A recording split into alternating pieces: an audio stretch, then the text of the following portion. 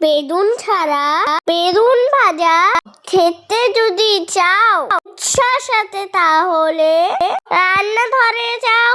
সবার প্রথমে উৎসা রানী কড়াই বসিয়ে দিল, তেল ঢেলে তার মধ্যে পছন্দ মতো সবজি দিয়ে দিল, হালকা করে লবণ হলুদ দিয়ে ভেজে নেবে।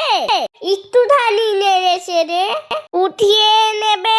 পেঁয়াজ রসুন লঙ্কা কুচি ধনা পাতা দেবে। আস্তে আস্তে ডিম ভেঙে নেড়ে চেড়ে নেবে।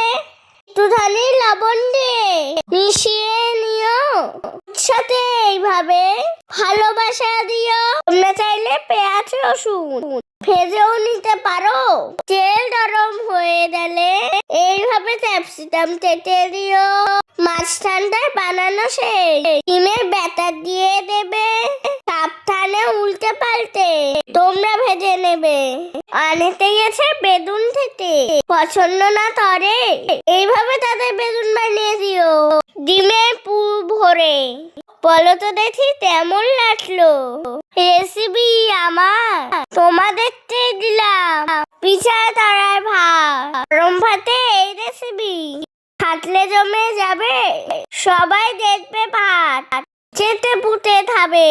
আমার রান্না হলো সারা, পাশে থেকেও ভালোবাসো যারা।